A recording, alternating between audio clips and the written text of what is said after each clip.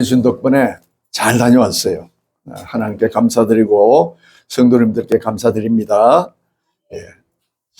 동북아 선교협의회는 동북아시아에 있는 3개국, 그러니까 한국과 일본과 대만, 그리 선교를 위해서 1973년에 이렇게 결성이 된 모임이에요.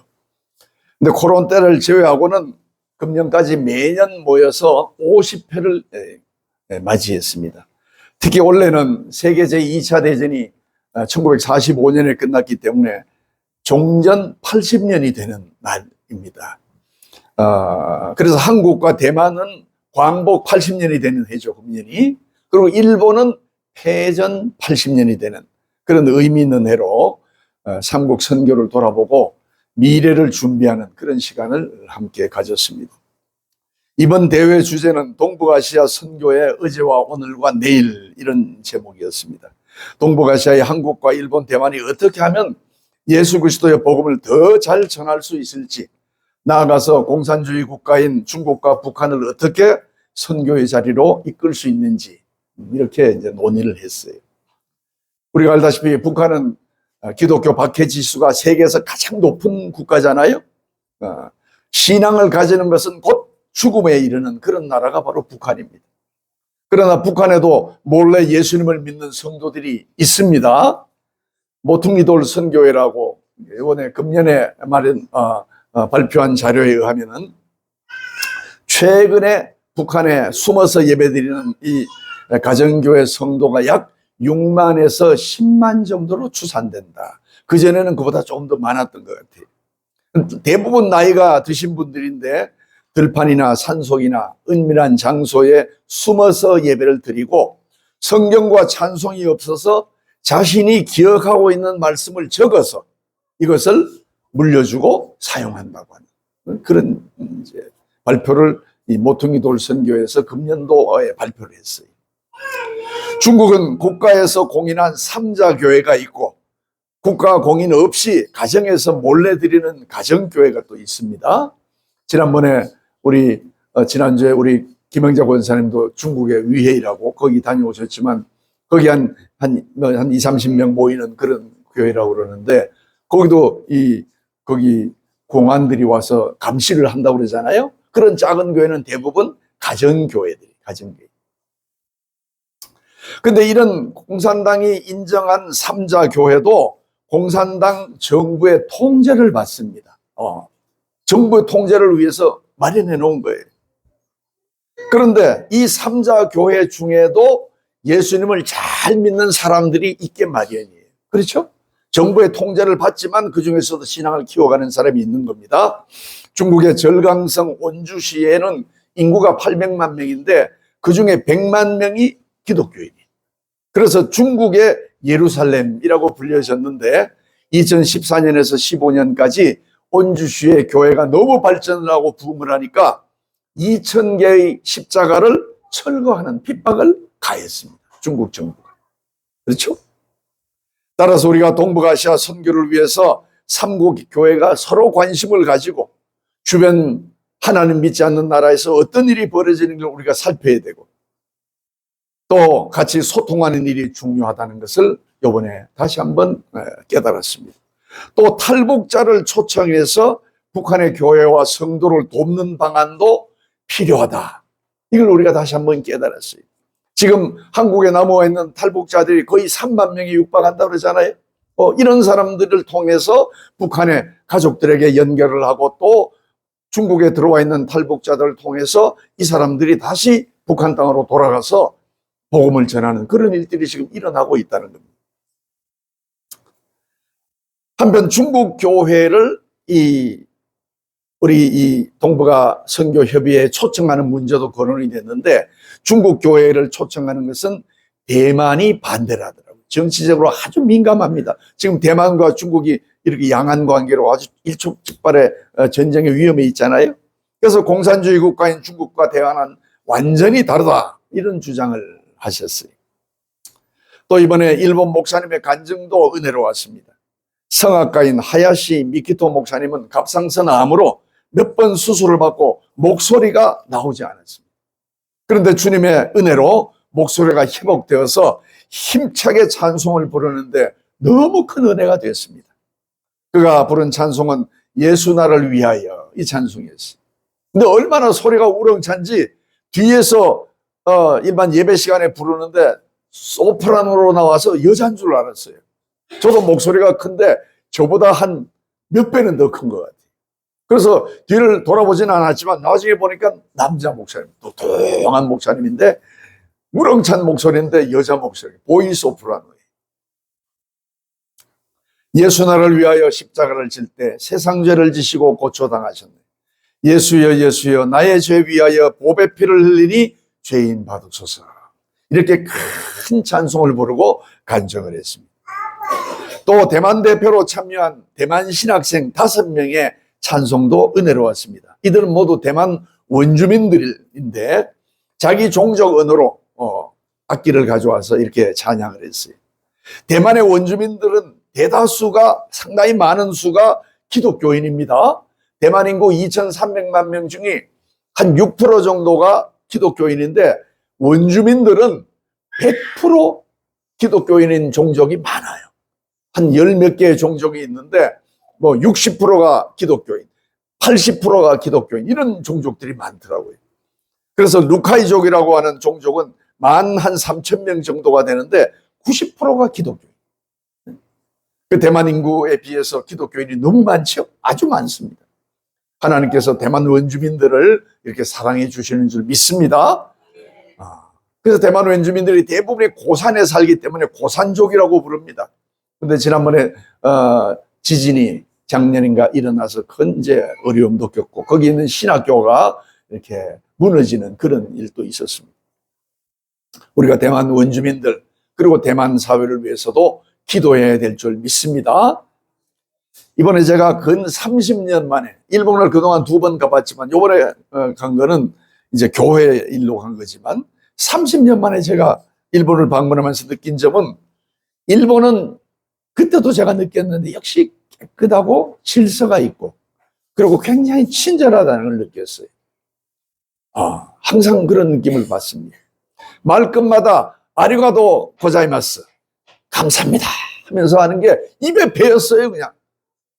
그리고 우리도 인사할 때 이게 아닌 한 번만 하는 게 아니라 이쪽에 또 한 번 하고 이쪽에 또 한 번 하고 이렇게 하는데 이게 참 너무 또 아주 그러고 우리 예수 믿는 사람이라서 그런지 몰라도 일본의 그리스도인들은 또 정말 믿음이 있다고 볼 수 있어요. 참 성실하게 남에게 피해를 주지 않으려고 노력하고 그 다음에 다정한 표현을 합니다. 물론 이 일본 사람들이 백제에서 건너간 우리 대한민국의 핏줄을 이어받은 사람이에요. 사실은 그전에는 뭐 또 다르겠지만은 그래서 백제 유물이 일본에서 많이 발견됩니다.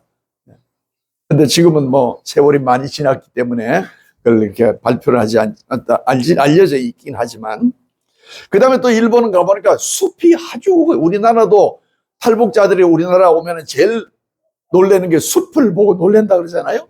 북한 땅에는 숲이 없대요. 전부 캐먹고 막 이래가지고 민둥산이 많은데 일본 갔더니만 숲이 얼마나 우거졌는지 산에는 길이 안 보여요. 너무 숲이 많아가지고 꽉 차 있습니다. 그리고 숲도 이 삼나무라고 해가지고 큰 이렇게 올라가는 그런 나무들이 막 이런 큰 나무들, 거긴 전쟁이 별로 없었으니까 그래서 많이 이렇게 자라고 있는 걸 봤습니다. 자연이 잘 보존되고 자연 환경이 깨끗했습니다. 그리고 미세먼지가 하나도 없어요. 그 미세먼지가 다 어디로 갔느냐? 우리나라에 떨어지는 거예요. 중국에서 날아와가지고 우리나라에 대부분 떨어지고 일본은 바다 건너가면서 깨끗합니다. 그게 이제 우리나라가 일본에 도움을 준 거죠. 우리한테 무지하게 감사해야 돼요. 반면에 일본은 또 뭘 우리한테 주느냐 하면 태풍을 막아주는 거예요. 저 필리핀 남쪽에서부터 이렇게 올라오는 태풍이 일본 열도가 있으면서 그쪽으로 대부분 틀어서 일본을 지나가잖아요. 그래서 우리나라는 일본 때문에 태풍이 많이 없는 거예요. 이것도 한편 감사한 일입니다. 그 다음에 일본은 교통 질서를 잘 지켜요. 빵빵 소리를 못 들어본 적이 없어요. 제가 나흘 있었지만 그리고 막히면 가만히 있습니다. 앞에 무슨 사고가 났거니 하고 그냥 대기합니다. 고속도로가 평균 100km 속도, 우리 120km 이렇게 돼 있잖아요. 110km 된 데도 있고, 대개 110km지만 보통 100km인데 이걸 어기면은 과속한 속도에 따라 과태료가 부과돼요. 우리나라도 많이 어기면은 12만 원 이렇게 나오잖아요. 거기는 300만 원 나온대요. 300만 원. 30km 어기면 300만 원 나온다 그러더라고요. 그리고 3개월 면허 정지가 된대요. 거기 일본서 유학한 목사님이 직접 설명을 하는데, 그래서 어길 생각을 아예 안 한다고 그러더라고요. 그냥 그대로 속도를 지켜서 가는데, 그 다음에 또 일본 가서 제가 느낀 점은 양산 쓰는 분이 많아요. 양산을. 우리는 양산 쓰는 분, 뭐 덥다 해도 별로 많지 않잖아요. 일본은 여성들이 거의 양산을 쓰더라고요. 저희가 간 때가 온도가 34도 동경이, 그런데 체감 온도는 오히려 한 41도까지 올라가는 걸로 그렇게 발표가 됐는데, 거의 양산을 쓰고 다녀요. 거의 양산 다 쓰고, 남자들도 양산을 쓰더라고요, 보니까. 아주 실용적이에요. 그 다음에 옷차림을 봤는데, 옷차림이 아주 수수합니다. 수수하면서도 깨끗하게 입고 단정하게 다니고, 과장되지 않고 허례허식이 없다, 이런 생각을 했어요. 어쩌면 뭐 잘 꾸미는 건 당연하지만 그렇게 아주 뭐 명품을 걸친다거나 그런 느낌을 못 받았어요. 매우 실용적이고 자신들의 삶에 어떻게 보면 자신감이 있는 태도, 나답게 사는 태도, 이런 태도가 아닌가, 이런 생각을 들었어요. 그런데 한편으로 일본은 어떻습니까? 미신이 만연되어 있어요. 미신이. 불교, 신도, 잡신을 섬기는 우생숭배가 생활 깊숙이 들어있어요. 그래가지고 아침에 출근할 때 가만히 제가 호텔에서 나오면서 보니까 그 앞에 이런 전각이 세워 있는데 거기 이렇게 하고 얼마 떨어뜨리고 가는 사람들 제가 2번이나 봤어요. 어디든지 가면서 우상에 절을 합니다. 일본인들이 속히 우상을 버리고 예수 그리스도를 믿는 믿음의 나라가 되기를 소망합니다. 이렇게 빨리 믿음으로 돌아와야 됩니다. 그래서 어떻게 보면은 절약 정신이 몸에 배이고 단정하고 이런 면이 있으면서도 한편으로 생각하면은 저 사람들이 뭔가 이렇게 억눌려 있는 그런 느낌도 받았어요. 뭔가 불교, 신도 이런 잡신에 억눌려 가지고 힘을 못 피고 자신 있게 못하고 늘 하고 있는 게 아닌가, 이런 생각도 들어요. 우리가 일본을 위해서 기도해야 될 줄 믿습니다. 그다음 학생들은 전부 교복을 입어요. 전부 교복. 어린이들도 노란 모자를 써서 어린이 구별을 하고 가방을 이렇게 메고 다니는데, 좋은 가방을 매내는 제가 한 사람도 못 봤어요. 제가 지금 유심히 살펴봤어요. 전부 후줄구레한 가방을 매는데, 이만한 큰 가방, 이렇게 툭 하는 거, 이런 가방, 그걸 다 메고 다 다닙니다. 중고등학생들도 다 그냥 가방으로 메고 다니고 자전거 타고 다니는 애들도 있고, 그런데 뭐 그렇게 유명한 상표 있는 가방 이런 걸 제가 별로 본 적이 없어요. 우리 한국 학생들이 보고 배워야 할 태도가 아닌가 있습니다. 한국 학생들이 일본에 가서 한 일주일 정도 살다 와야 돼요. 그래서 거기서 한번 그 일본 학생들과 한번 교제를 하면서 일본은 어떻게 생활하는지 이런 것도 한번 살필 필요가 있습니다. 물론 우리나라도 좋은 점이 있고 일본이 또 나은 점도 있고 그렇죠. 우리가 서로 인정을 하고 잘 해야 됩니다. 그 다음에 집회 동안에 대개 이제 가면은 그 나라에서 음식을 좀 좋은 걸 접대를 하려고 노력합니다. 우리나라 찾아온 사람한테도 우리가 좀 좋은 걸 대접하려고 그러잖아요. 근데 이 사람들은 자기의 수준에 맞게 하는 거예요. 굳이 큰 거를 안 해. 그래서 우리가 가서 식사를 했는데 도시락을 4번인가 먹었어요. 그래, 점심 만찬, 그래서 뭐 좋은 거 나올 줄 알았더니 가보는 도시락 하나씩 쫙. 도시락도 뭐 멋있는, 우리처럼 그렇게 잘 나온 도시락도 안 해. 딱 해서. 딱 열니까 뭐 이렇게 조금 얼마나 작게 들어있는지, 그냥 간장도 요만해. 그래서 그걸 억지로 따면 간장이 나오는 게 한 몇 방울 나오게 돼 있어. 몇 방울. 와사비도 조금 그 안에 탁 뜯으면 조금만 나오게 돼 있습니다. 이야, 그렇게 돼 있어요. 그리고 음식도 일본 사람은 반찬이 없어요. 제가 보니까. 우리처럼 뭐 김치, 깍두기 뭐 이런 반찬이 아예 없어요. 그래서 반찬이라는 게 단무지 몇 개, 그 다음에 뭐 생선 뭐 여러 한 개, 그거 갖고 먹는 거예요. 그냥 국도 조그만 거. 그러니까 우리나라 반찬 문화가 외국인들에게 큰 인기가 있는 게 가보니까 알겠더라고요. 스시 안 나옵니다. 비싸니까. 그래서 그 도시락을 먹었는데 또 하나 도시락 먹고 난 다음에 그 교회 뒷자리에서 이제 이런 우리 그처럼 이렇게 옆에서 예배 드리고 옆에서 이제 식사를 하는데 먹고 남은 거는 치워야 될 거 아니에요? 우리 같으면 우리 권사님들이 남은 거 이렇게 탁탁해서 비닐봉지에 이렇게 하는데 거기는 아무도 안 치워요. 그 왜 안 치우냐 그랬더니 도시락을 하나씩 줬으니까 먹든지 집에 가져가든지 본인이 책임져야 되는 거예요. 본인이. 그래서 우리 목사님들, 장로님들, 권사님들 다 먹고 난 다음에 이걸 어떻게 하나 하고 남은 것도 있고 맛이 없어서 남은 것도 있고. 그러니까 나중에 젊은 목사님이 전부 그걸 비닐에 넣어가지고 이만한 봉지에 들고 와가지고 처리할 데가 없으니까 그 교회는 쓰레기통이 없어요. 아예 다 본인이 가져가는 거예요. 뭐 일본 목사님도 자기 먹은 거 다 챙겨서 자기가 가져가는 거예요. 없어요. 그래가지고 그걸 호텔에 갖다가 버렸습니다. 호텔에다가. 그래서 목사님이 제일 못 버려가지고 하루 동안 가지고 왔다 갔다 하다가 어디 호텔에 가서 그걸 버렸어요. 이 목사님은 젊은 목사님인데 일본 선교를 그 소명을 가지고 요번에 이제 처음 참석한 목사님이거든요. 그래서 호텔 방도 아주 작습니다. 베드가 이렇게 두 개가 최소한 나란히 놓여 있어야 이렇게 같이 누울 수 있는데 작으니까 하나는 이렇게 돼 있고 하나는 발밑에서 이렇게 돼 있어요. 한 사람은 이렇게 자고 한 사람은 이렇게 자야 돼요. 캐리어를 펼 수가 없어요. 너무 좁아가지고 밑에서. 그래서 책상 밑에다가 하나를 집어넣고 이래가 억지로, 그러니까 지나갈 길이 없으니까 막 이렇게 걸어가지고 넘어질 뻔했습니다. 야, 그렇게 작은 호텔은 처음 봤어요. 그런데 아주 작은데 있을 거는 다 있어요. 있을 건 다 있습니다. 아주 막 조그맣게 해가지고 전부 갖다 놨습니다. 딱 필요한 것만. 이것도 어떻게 보면 우리가 배워야 될 게 아닌가.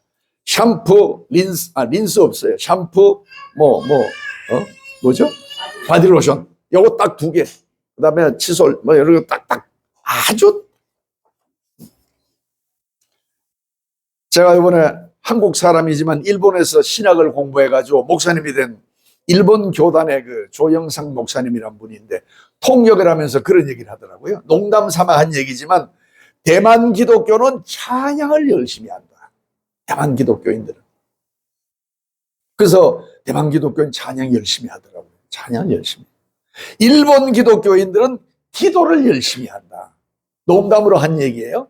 근데 실제 일본 기독교인은 우리하고 또 조금 달라요. 일본 기독교는 우리 이제 찬양 부를 때 예수는 나의 힘이요 그러면 한 절만 보통 이 반주를 하잖아요. 그 다음에 한 절 끝나면 바로 위에서부터 이제 찬송을 들어가는데 일본은 찬송을 할 때 반주가 여기서부터 끝까지 하는 거예요. 끝까지.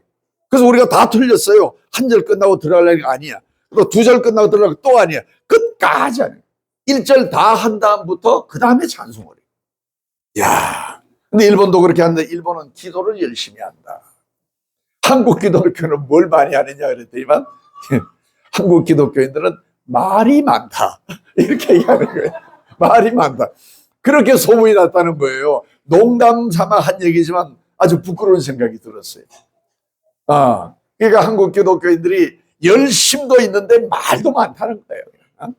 시킨 대로 안 하고 이 말 저 말 많이 하고 열심히 있으니까 그런 면이 있죠. 하여튼 우리 한국교회도 찬양과 기도도 열심히 하는 그런 교회로 소문나기를 바랍니다. 오늘 6.25 한국전쟁이 일어난 주간이라서 총회가전 민족 화해주일로 지킵니다. 남북이 주님의 은총으로 하루속히 서로 화해해서 평화롭게 통일되기를 간절히 소망합니다. 이게 우리의 모든 소망이잖아요. 그래서 우리의 소원은 통일. 이런 노래도 있죠. 원래는 우리의 소원은 독립이었어요. 그런데 이게 이제 1954년도에 독립은 됐으니까 통일로 바꾸자. 이렇게 해서 바꾼 다음에 우리가 그걸 부르고 있습니다. 6.25 한국전쟁이 끝난 지 70년이 지났습니다. 남한은 민주주의를 받아들여 발전을 이루고 선진국의 대열에 서러섰지만 북한은 공산주의 국가로 세계 유례 없는 김씨 독재 정권이 3대에 이어지고 있고 북한 동포들은 자유를 잃고 고통받고 있습니다. 하루속히 평화 통일이 돼서 불쌍한 북한 동포들이 자유롭게 되고 마음껏 주님을 찬송하는 날이 이르기를 간절히 소망합니다. 남한은 북한에 대해서 어떻게 생각하느냐? 서울대 통일의식 조사에서 조사를 했는데 통일이 필요하다는 그런 의견이 2021년, 2022년에 44%, 46%가 나왔어요. 원래 처음에 조사하던 2007년도에는 64%였습니다. 한 20%가 줄은 거예요. 50대가 54%로 가장 높아요. 통일될 필요가 있다. 60대 이상도 47%가 통일해야 된다. 그런데 20, 30대는 33%하고 27%, 30대가 제일 약한 것. 통일이 필요하지 않다? 참, 27%하고 33%만 통일이 필요하다. 나머지는 이제 통일이 필요하지 않다는 거예요. 가톨릭 서울대교구에서도 2022년에 조사를 했어요. 남한 국민은 통일보다 그냥 이렇게 두 나라로 자유롭게, 다만 자유롭게 왕래할 수 있는 두 개의 국가로 있었으면 좋겠다. 이게 남한 국민들이 생각하는 것으로 그렇게 나왔습니다. 분단이 장기화되고 남북 간의 적대적인 분위기가 계속되고 또 나라마다 글로벌 경쟁이 치열해지면서 나라마다 자기 나라 주식, 보호주의가 이렇게 점점 확산돼서 그 영향이 미친 거예요. 북한까지 생각할 겨를이 없다는 거예요. 우리가 먹고 살기도 힘든데 하면서 통일에 대한 열망이 점점 줄어들고 있는. 오늘날 우리가 남북한 관계를 전망하는 데는 세 가지 고려할 점이 있습니다. 첫째는 북한이 얼마 전에 한반도는 이제 독일민족이 아니라 적대적인 두 개의 국가가 존재한다고 선언한 거예요. 김정은이. 두 번째로는 미국의 트럼프 행정부가 들어선 거예요. 세 번째는 남북관계의 진전을 기대하는 이재명 정부가 한국에 들어선 거예요. 이 세 가지 요건이 앞으로 변수가 되는 거죠. 우선 북한의 태도가 변했습니다. 남북의 기본 합의의 조건은 1991년에 김일성이 살아있을 때 체결한 남북 합의서가 가장 기본이 되는 거예요. 김일성은 지난 1991년에 남북한이 동시에 유엔에 가입하고 이어서 한반도가 한국과 한민족이지만 통일될 때까지는 두 체제, 두 정부로 있게 이렇게 남북 기본 합의서를 서로 합의를 했어요. 노태우 대통령 때 체결된 남북 기본 합의서예요. 거기는 남북관계 개선과 평화 통일을 이루기 위한 남북 화해, 남북 불가침, 남북 교류 협력 이런 내용이 들어있고 남북 간이 서로 체제를 인정하고 내정을 간섭하지 않고 비방과 침략을 금하고 경제교류와 협력을 할 것을 약속을 한 겁니다. 같은 날 비핵화 공동선언이란 것도 했어요. 이어서 김대중 노무현 대통령이 2000년과 2007년에 김정일과 정상회담을 해서 6.15 남북 공동선언, 그 다음에 서해의 공동 어로수역 이런 걸 정했습니다. 2018년 4월에는 문재인 대통령과 김정은이 판문점에서 정상회담을 해서 핵 없는 한반도를 실현한다 이런 목표를 정하고 9월에는 개성의 남북 공동 연락사무소를 열었어요. 그런데 2019년 2월에 베트남 하노이에서 개최된 도널드 트럼프 대통령과 로널드죠. 대통령과 김정은의 두 번째 정상회담이 성과 없이 결렬되고 그 다음에 2020년 6월에 북한은 대북 전단 살포가 이어진다고 비난하면서 남북 공동연락사무소를 폭발을 해버리고 맙니다. 이것이 남북 간 체제 경쟁에서 북한이 생각하기에 자기 자신들이 밀린다는 그런 생각을 한 거예요. 특히 대북 제재가 미국이 유엔이 제재하는 대북 제재가 장기화되고 자연재해 등으로 북한 경제가 어려워지면서 젊은 세대를 중심으로 남한 문화가 점점 퍼지기 시작한 거예요. 그래서 자본주의와 남한 사회에 대한 동경과 긍정적인 인식이 확대되고 있는 그런 것이 북한 사회에 영향을 준 겁니다.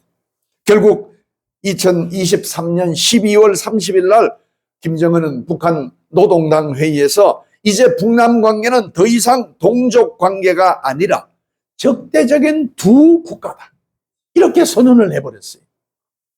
2024년 10월에는, 작년 10월에는 적대적 이 두 국가 관계를 북한의 헌법에다가 기록을 했습니다. 명시하고, 이어서 경의선과 동해선의 남북 연결 구간을 가까스로 연결해 놨던 그 구간을 폭파해버려서 실제적으로 남북 관계가 단절된 것을 보여준 거예요.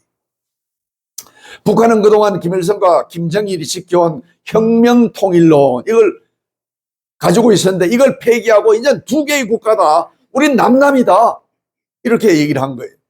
북한이 주도할 수 있는 것은 남남이니까 우리가 무력으로 통일할 수밖에 없다. 이것이 앞으로 남북이 같은 민족이라는 그런 거에 기초해서 통일을 추진하는 일은 더 어렵게 됐다는 것을 알려줍니다. 그래서 북한 앞으로 어떻게 하겠습니까?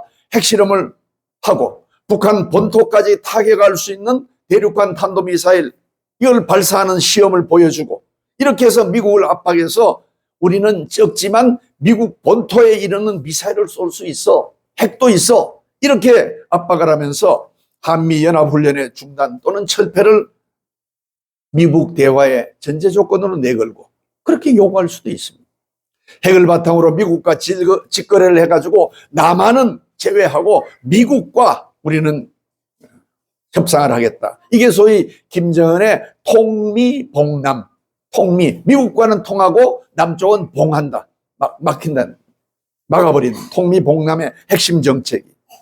또는 서해의 해상 국경선을 마음대로 정해가지고 거기 우리 함정이나 민간 선박을 위협을 가하는 그런 일도 앞으로 발생할 수가 있습니다. 이런 상황에 비추어 때 현재 한반도는 총성은 들리지 않지만 보이지 않는 전쟁이 계속되고 있는 것과 같습니다.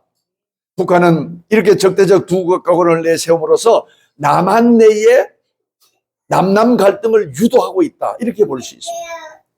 그렇죠? 그래서 남한의 진보와 보수는 서로 다른 목소리를 과연 내고 있잖아요.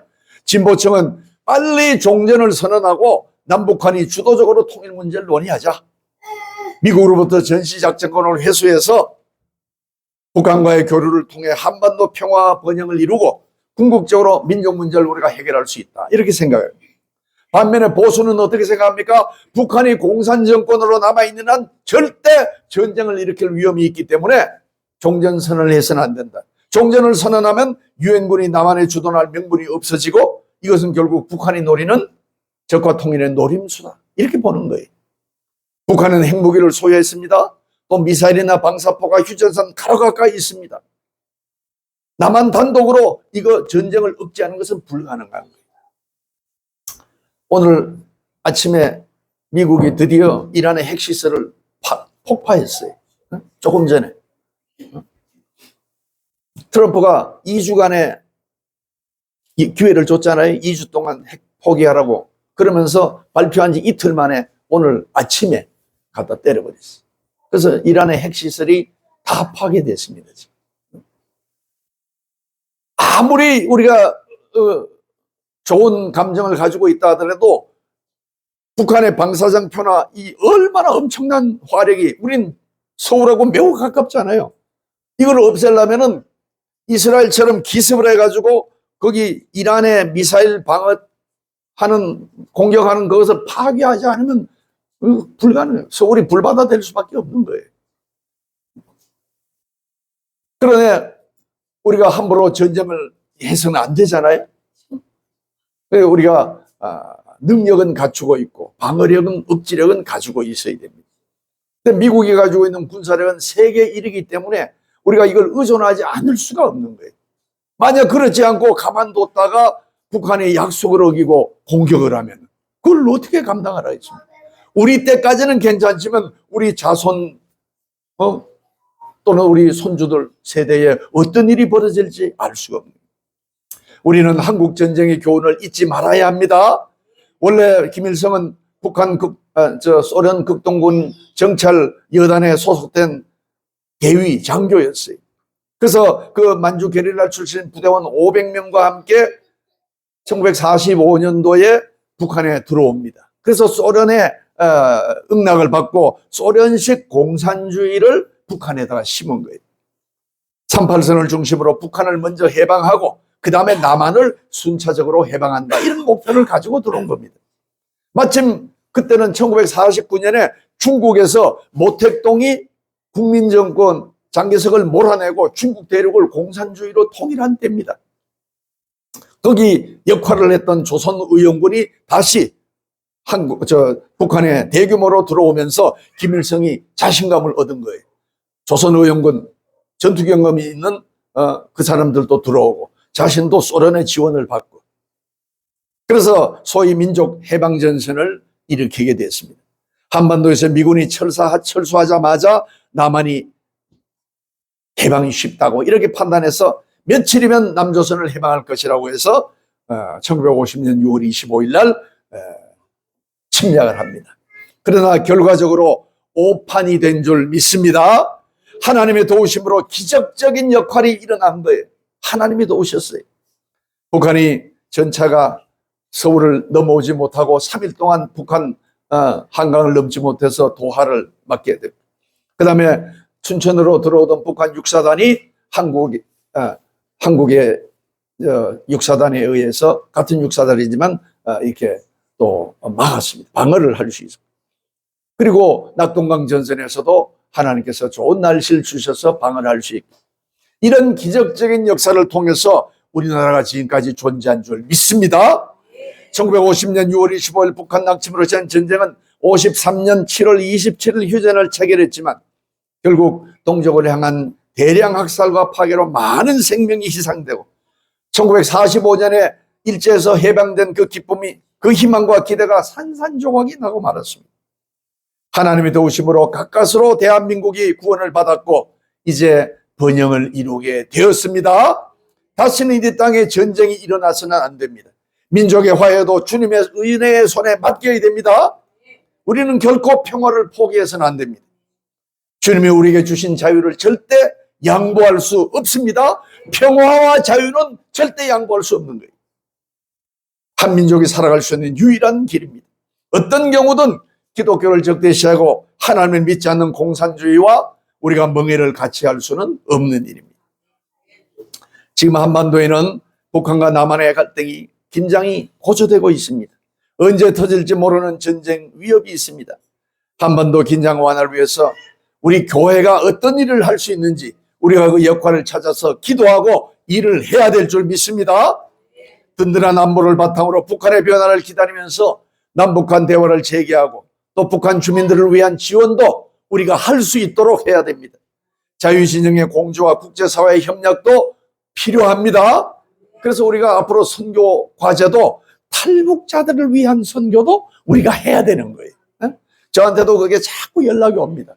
남북 탈북 거기 학교에서 계속 도와달라고 요청이 오는데 거기까지 미치지 못했지만 또 한번 기도하면서 우리가 탈북자를 돕는 일도 해야 될 줄 믿습니다. 오늘 본문은 형제와 어울려 사는 것이 너무나 좋은 일이라고 이렇게 말씀해요. 마치 머리에 있는 보배로운 기름이 흘러내려서 수염을 적시고 다시 옷깃까지 흘러내린 같이 전체가 다 흘러내렸다, 이런 뜻이죠. 그리고 높은, 이스라엘의 가장 높은 산이 헤르몬 산이거든요. 이 높은 헤르몬 산에 있는 이슬이 가장 낮은 산 시온에 있는 여러 일반 평범한 산들의 내림 같은데, 그것은 하나님이 영원한 생명의 복을 거기서 내려주신다. 즉 온 형제들이 서로 사랑하고 우애롭게 사는 것, 높은 산이나 낮은 산이나 다 이슬이 맺히고 또 아름답게 생활하고 기름이 사랑과 인애로 이렇게 흘러내리는 것 같은 그런 삶은 하나님의 영원한 복이라고 하는 것을 오늘 말씀을 통해서 말씀해 주고 있습니다. 이 형제가 같이 산다고 하는 건 같은 정신과 같은 목적을 가지고 그리고 평화롭고 조롭게 살고 있는 같은 민족을 말하는 거죠. 여기 성경에서 말하는 건 물론 이스라엘 민족이지만 우리에게 영적으로 말씀해 주시는 모든 크리스찬이 될 수 있고 또 우리 대한민국 국민을 가리켜도 볼 수 있습니다. 물론 이런 시편의 이 말씀은 장차 예수 그리스도 안에서 함께 교조하며 누리게 될 교회의 모습을 미리 보여주는 거예요. 미리 예표하는 것이. 예수 그리스도를 머리로 하고 그런 교회 공동체가 성령의 하나 되게 하신 그런 능력을 통해서 기름과 같은 사랑과 우애가 흘러내리는 그런 아름다운 모습을 보여주는 겁니다.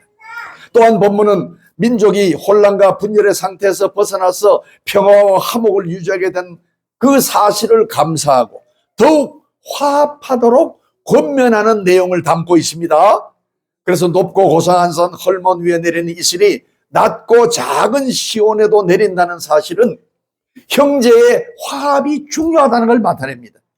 사회적 신분이 높고 낮음에 상관없이 또 현재 우리의 형편에 상관없이 형제는 한 공동체의 일원이 되는 사실을 믿으시기 바랍니다. 아빠가 보고 싶어 보인다. 하나님이 다시 한번 기적적인 역사로 남북의 평화 통일이 속히 이루어지기를 간절히 소망합니다. 하나님의 은혜로 갈라진 우리 민족이 화해하고 복음 안에서 참된 기쁨을 누릴 수 있기를 소망합니다. 평화 통일을 이루어 주님이 주신 세계 선교의 사명을 감당하는 우리나라가 되기를 소망합니다. 성경 시편 81편 10절에 보니까 내 입을 크게 열라 그리하면 내가 채우리라. 영적인 문제든 또 우리 육적인 문제든 우리가 입을 크게 열고 하나님께 구하면 하나님이 채워주십니다. 그러므로 우리 개인적인 기도 제목도 입을 크게 열고 하나님께 부르짖어 기도하시기 바라고, 또 평화 통일의 문제가 우리 민족이 가장 소원하는 일이기 때문에 이 평화 통일의 문제를 놓고 하나님께 입을 크게 열어서 기도하시기 바랍니다. 그럴 때 주께서 우리 민족을 불쌍히 여기셔서 구원해 주실 줄 믿습니다. 또 우리 금빛광양교회 모든 성도님들이 주님의 크신 뜻을 이루고 남북평화 통일을 위해서 기도하며 아름다운 믿음의 용사가 되시기를 주님의 이름으로 축원합니다. 좋으신 하나님 아버지,